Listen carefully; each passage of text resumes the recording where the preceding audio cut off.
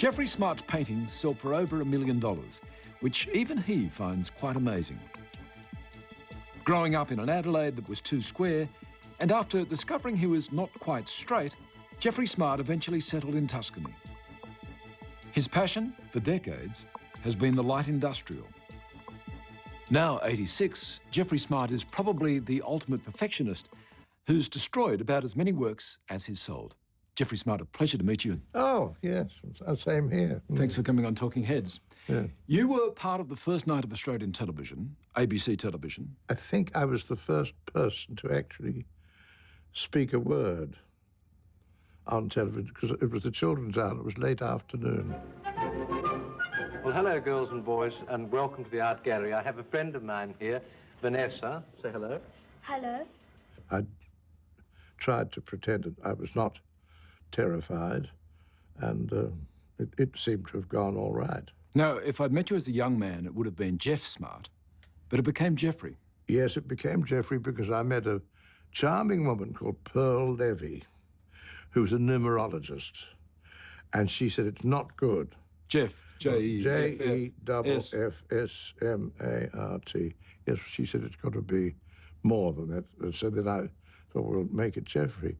Now, my life was in such a mess. It was in such a mess, and I was so desperately poor, any change would have been for the good. So I did exactly what she suggested. Well, poor you're not these days. Your work last year sold, one work sold for $900,000. Really? Yes. What do you make of that? Nothing. Nothing, because it's not, there's no indication. If you get a lot of money for a picture, there's no indication of its aesthetic.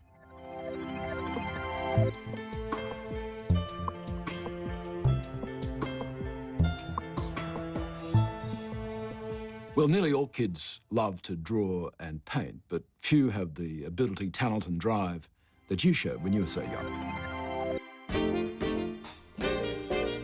I was born in 1921, which is a long time ago, in North Adelaide. Dad had bought some land and he had it subdivided. He said, I've just had a son born to me, so please call this street Jeffrey Street. My father was married twice, and his first wife died of terrible stomach pains, and my half-sister Dawn said that she was definitely poisoned by my father, which was rather a malevolent thing to say. Absolutely ridiculous, ridiculous. My earliest memory was in Europe. I think I was 3 when we left. This is the ship we traveled on. I remember paintings near Brussels. They're about my first memories of painting.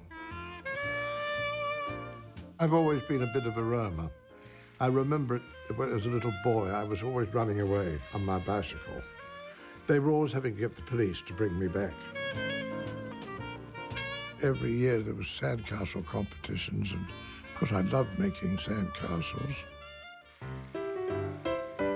I just loved drawing faces, figures, and I filled up any space I saw, I would draw. Because the school teacher thought I was good at drawing, she made me the monitor. She was confusing art and ethics. So I collected the pencils at the end of the drawing session, but then I kept one every time. So in the end, I had a huge pile of yellow pencils, chrome yellow, they're beautiful. Then she noticed that the pencils were being stolen, and she said, well, everybody empty out your bags, which is what I did too. And, oh, it was crime, the criminal side of my nature. Well, these early days of yours, you'd spend your time drawing and watercolouring, wouldn't you? In my time, there was not gouache. There was poster colour, which was not very manageable. But when I had my first lesson in painting with oil, it was wonderful. Oh, I felt it was very exciting. What were your parents like? Very sympathetic and very supportive. But they weren't rich enough to send me to an art school for 5 or 6 years. What I really wanted was to be an architect, but they really couldn't run to that. It was the Depression, you see. There was an exchange with you and your father about the Depression period, which sticks in your mind, isn't there? Oh, I've never forgotten that. I said to my father, "What's it like, Dad, when there's no depression?" And he said, "Life's heaven." Gosh. Well, you in your book, you talk about your father as an adulterer, who in fact kept a mistress at the time he married your mother. Yes. Worse than that, he took the mistress, who I met many years later, on what would you call it? On a pre-honeymoon thing, trying out hotel beds, trying out this hotel, trying out restaurants, and did a research so that when he took Mum around, he knew the hotels and he knew all the best places to stay. In those days, during the Depression, the family moved house, and you moved to a less well-off area. Well, a less well-off area, it was bliss. We moved from a garden suburb to a flat on the first floor, and at the back, the kitchen looked over the tops of the slum houses. It was marvellous. I have a natural taste for squalor. I like high-density living. Well, your father obviously took an indulgent interest in you by naming a street in one of his real estate developments. Yes. For a man to have a son is always a big event, isn't it, I think? And this was to later become the title of your book. Yes. Well, because the street had an outcrop of rock halfway through, and the surveyor who was designing building blocks had to twist the street a bit, so the street wasn't quite straight. So Jeffrey Street is not quite straight. Well, your ironic humour obviously also reflects the fact that you were starting to struggle as an adolescent with whether you were straight. Oh, yes. Oh, yes, it was a very lonely thing in being an artist and being queer. It was a very lonely situation.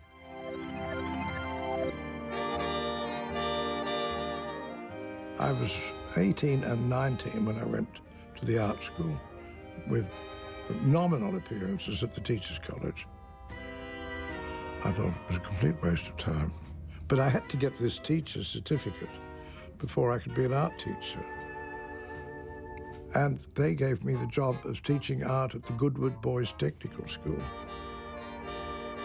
You knocked off at about 3:45, so it gave me a good time. I could paint. Being in the technical education department spared me from being caught up and going into the Air Force, as I would have, and being killed, as I would have, like all my friends. My idea was to live on my painting sales. Well, that didn't happen for another 20 years, as it happened. My first show didn't sell terribly well. I thought I'd move it to Melbourne.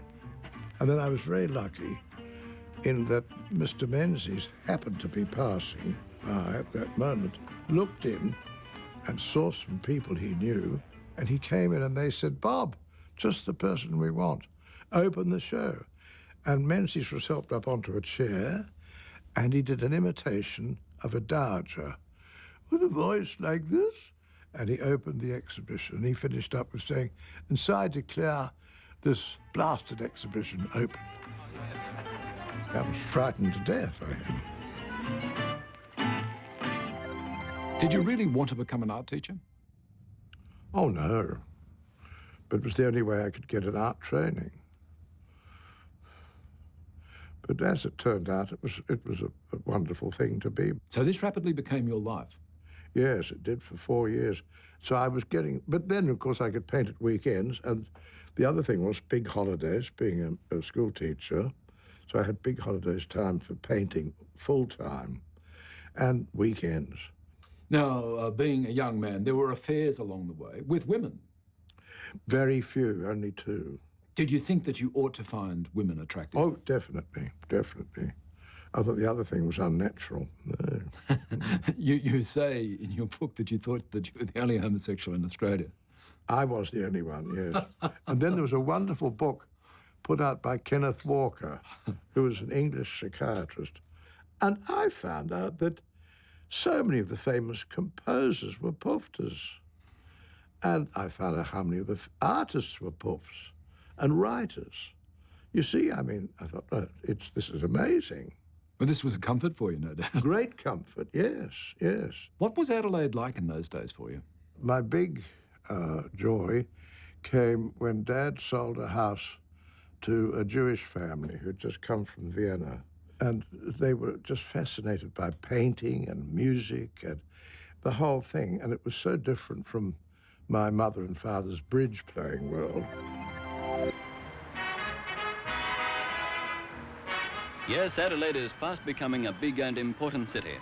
And yet from King William Street, the heart of Adelaide, you're not far from the sea. Adelaide was not the city it is now.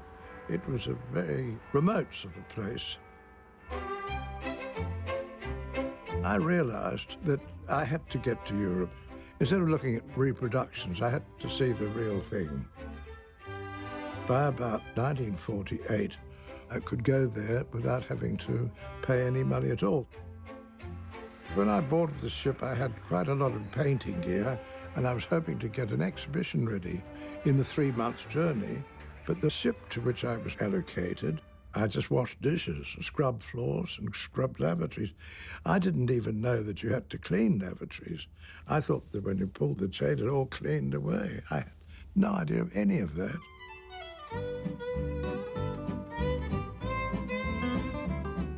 When I got to Paris, the first art school I went to was called Le Grand Chaumière. And then I went to Fernand Léger School, taught by the master, yes. And that was really the most wonderful experience.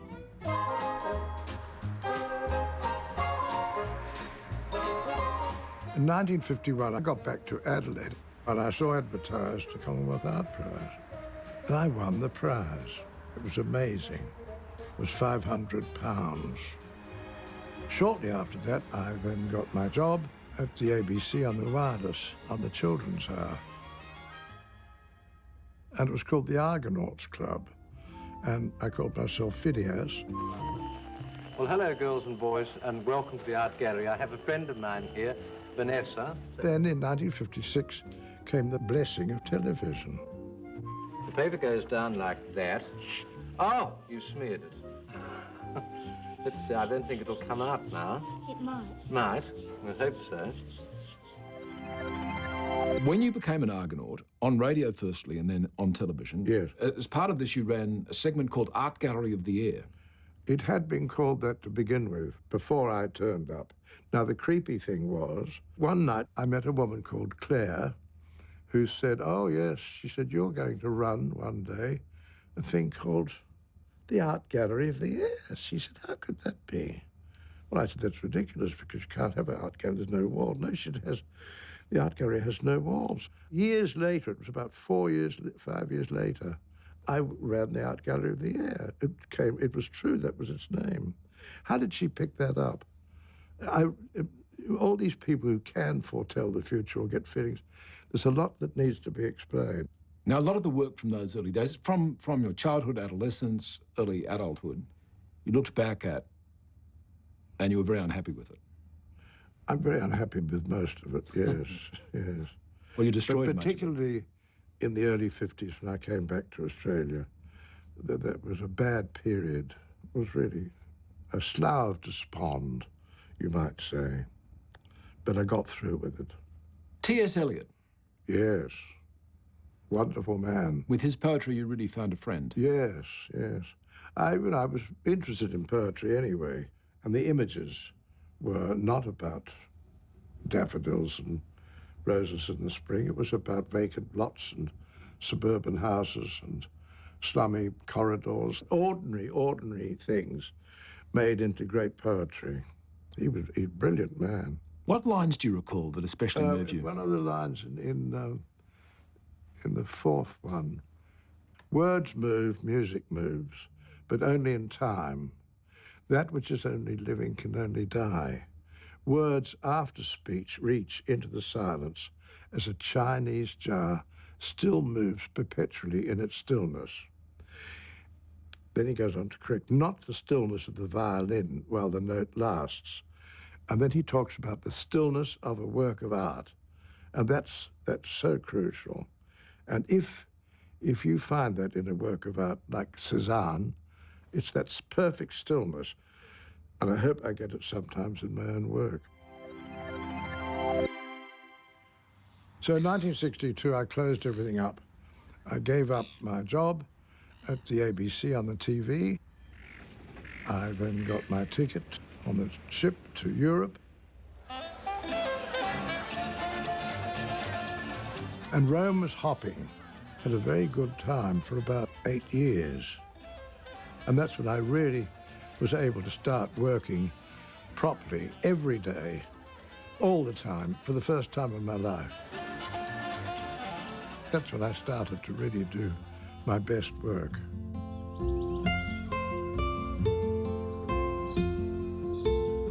When I got to Tuscany, I found the Posticcia Nuova, where I live now, and moved in 71. No lavatory and one tap. I just adore it here. I liked everything Italian. I like the offhand way of them. I like the language, and I love spaghetti. It's the best possible place to be. You're not surrounded by cities and noise. It's peaceful.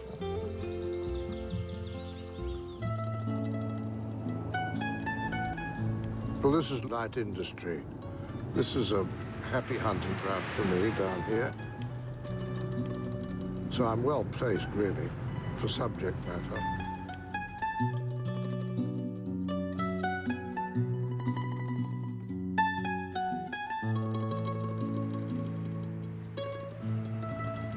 When they see me in Italy and here, they think I'm subversive immediately. What's he doing, sketching those buses? I have that jacket made with epaulettes so that I can get through docks and things, and they think I get a salute sometimes. Edna Everage calls an expatriate a traitor. Nothing of the sort. I think it's absolute nonsense. I'm an Australian who lives in Italy. I never feel anything but Australian. How could I not? Of course not. I intend to remain here and be buried here, I suppose. Depends where I am when I die. Don't know that one. One of the amusing things about you is that you're famed for your art, but you're famously reluctant to talk about it. It's painting. I mean, it's visual things, and but sometimes I lead people astray by making up stories about the picture. Well, let's talk about this one for a moment. Now, what about the truck? What's the significance of the orange on the truck? I just needed a bit of colour over there. You see, I work on the basis that the eye, because we're accustomed to reading all the time, our eyes go from left to right, left to right, left to right, always. So I always have something for the eye to start with on the left there, bring it across, and then something to bring it back again. I know once you talked about, or you compared talk about wine with talk about art. Well, there's more nonsense being written about art than anything other subject, but perhaps wine comes in second best. And finally, one of Australia's most prominent artists, Geoffrey Smart, stunned onlookers at the launch of his first retrospective exhibition today.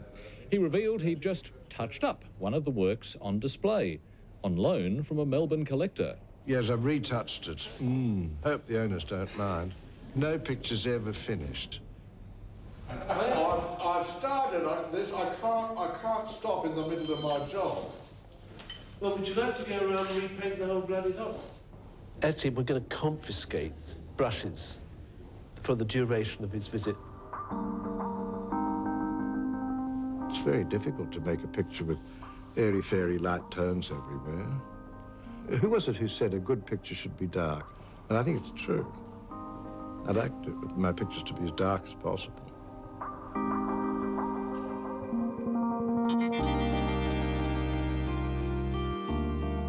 There's something about the glory of modernity here.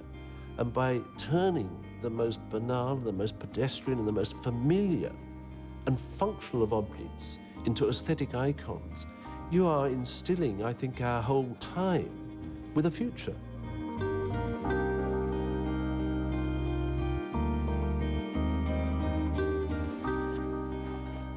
Well, there you are. Now it's done. I've squared up the study of Margaret Olley, and I've put this scaffolding over it. And then I've done the same scaffolding here. And so tomorrow morning, I'll be able to transfer what I've got there onto the big canvas.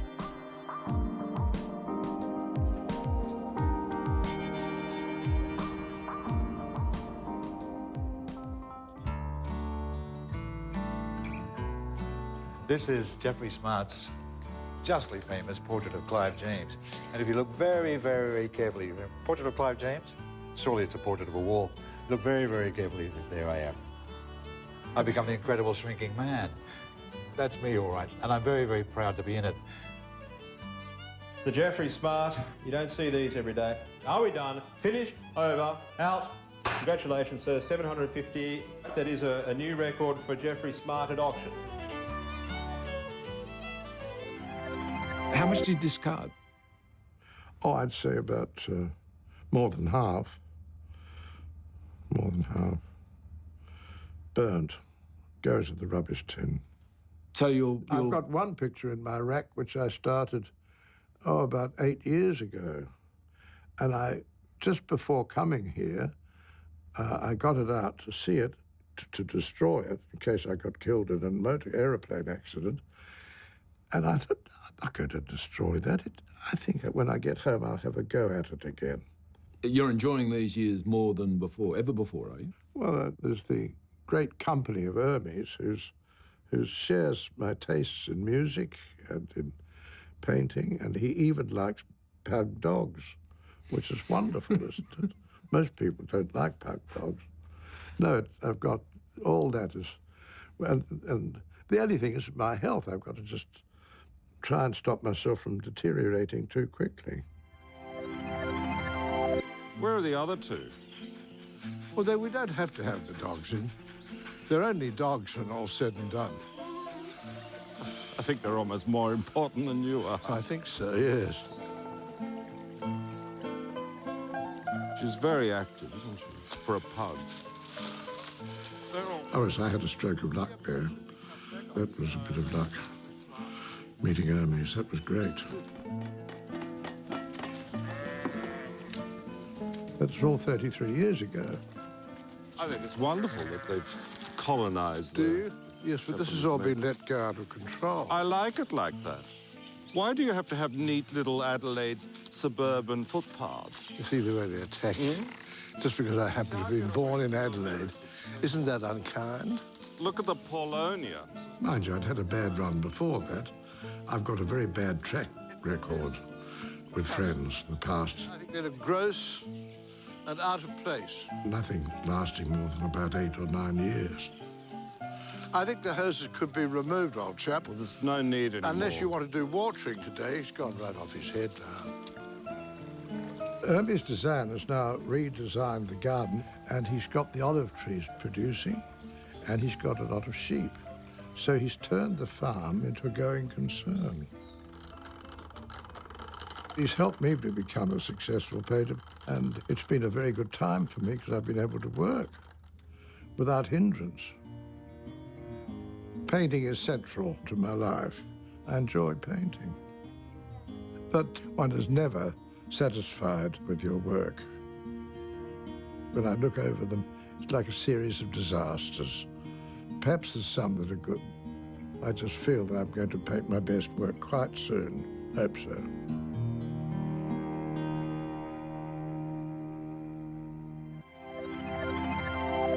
The initial concept for what you're going to paint, it'll often be a chance occasion, won't it? It might be somewhere you're driving in the car. Yes. Arriving here in Brisbane and coming from the aerodrome, I've got a nice theme on the right-hand side of some construction sites. And we couldn't stop the car because of the terrific stream coming from the aerodrome. So when I leave, we'll arrange that we can somehow stop and I can do a little sketch I think it could be another picture. You've painted over many decades. Do you still see yourself as growing as an artist? I think so. I hope so, yes. But that might be because I'm so old and going gaga, of course. But I imagine I'm more meticulous. Geoffrey, this has been a great experience. It's been lovely having you on A Talking pleasure, Heads. an ego trip for me. Thank you very much.